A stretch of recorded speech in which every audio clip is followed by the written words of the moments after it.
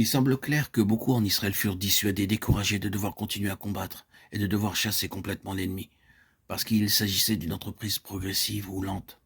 Pour une raison ou pour une autre, cette nature humaine qui est nôtre aime obtenir les choses en une seule fois, tout arranger en un seul coup, tandis que le long processus dont on ne voit pas la fin de la croissance spirituelle est souvent une chose très décourageante pour la chair. Ainsi, ils ne chassèrent pas entièrement ces nations simplement parce que cela demandait de la persistance. Cela réclamait, comme nous le disons, de s'y accrocher. Cela requérait une constante consécration. Cela exigeait une poursuite assidue et toujours quelque chose de plus à réaliser. Il en est ainsi avec nous. Nous sommes si souvent découragés, dissuadés de continuer parce que nous semblons faire si peu de progrès, parce qu'il semble toujours qu'il y ait plus de choses devant nous que derrière nous, parce qu'il nous semble, après tout, que nous avons gagné si peu et que nous voyons qu'il y a encore tant à gagner. Remarquons que cela fait partie de l'ordonnancement souverain du Seigneur. Aussi longtemps que nous serons ici-bas, le Seigneur ne nous donnera pas la moindre occasion de dire « Maintenant, nous pouvons nous installer ». Oh, mais combien nous espérons cela presque chaque jour. Notre pensée est qu'il n'est pas bien loin le temps où nous parviendrons à une position où nous aurons le dessus, où nous aurons de l'ascendant, et que le combat sera alors terminé. En tout cas, pour l'essentiel est que nous pourrons nous reposer. Je désire vous dire en toute fidélité que précisément jusqu'au dernier affrontement dans cette bataille, vous sentirez que pratiquement rien n'a été fait en comparaison de ce qui reste à faire. Vous aurez l'impression que les forces devant vous sont encore sur le point de vous submerger. Peu importe la mesure de vos progrès spirituels, vous serez souvent dans la situation où vous aurez le sentiment d'être presque submergé, que ce qui est réellement la partie la plus difficile de la chose à faire n'a pas été accompli. Le sentier vers la gloire est le sentier d'un conflit croissant, et la part la plus aiguë du conflit prendra place juste avant d'entrer dans la gloire. Le Seigneur ne nous donnera jamais raison de nous être installés. Il y a une autre phase de l'échec d'Israël. D'un côté, tandis que beaucoup étaient découragés à cause du caractère progressif et prolongé du conflit, il est parfaitement clair que beaucoup d'autres sont entrés dans un état de satisfaction coupable. Ils disaient « Nous avons combattu et nous sommes allés jusque-là, cela suffit ». Le mécontentement peut être selon le cas saint ou coupable. Il existe un saint mécontentement, tandis qu'il reste des forces spirituelles à chasser, à déposséder, que dans tout le domaine, la sphère de ce qui est spirituel, il y a encore ce qui est opposé au Seigneur. Vous et moi n'avons pas le droit d'être satisfaits. Nous ne devons pas nous installer et dire « Oh, c'est idéal, c'est l'idéal à atteindre ». Mais c'est impossible.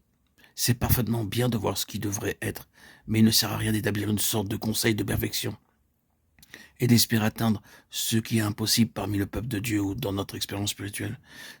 Si nous commençons à raisonner de cette manière, nous nous retrouverons dans un bien triste état. Durant les 400 ans occupés par les juges, une attitude similaire n'a produit que misère, défaite continuelle et faiblesse, un terrible état d'alternance de haut et de bas durant toute cette longue période. Lisez le compte-rendu dans ce livre des juges et notez les périodes où Israël travaillait dans l'esclavage et la défaite. Pourquoi ? L'explication se trouve dans le premier chapitre. Relisez tout ce chapitre et relevez combien de fois il est répété que certains d'Israël n'ont pas chassé leur ennemi. Le résultat fut cette longue période de défaite, de faillite et de misère. Que s'était-il passé ? Ils étaient arrivés à un état de satisfaction coupable. Ils s'étaient dit, oui, l'idéal serait, il est vrai, de posséder le pays entièrement, mais la mesure actuelle d'occupation semble être tout ce qui est possible de faire. Nous devons accepter les choses comme elles sont. Cela représente pour nous un très sérieux défi en relation avec le témoignage du Seigneur.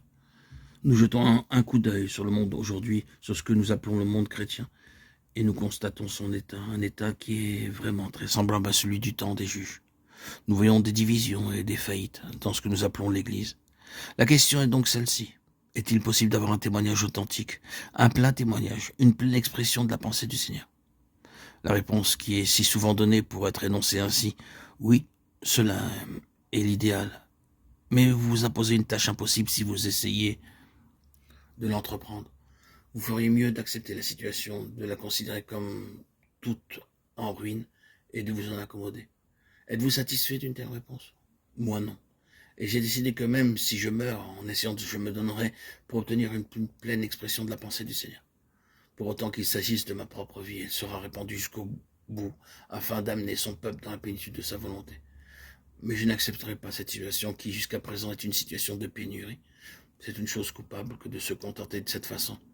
C'est ce manque de persévérance, en dépit de l'impossibilité apparente, qui a produit cette terrible paralysie et l'inefficacité spirituelle du peuple de Dieu.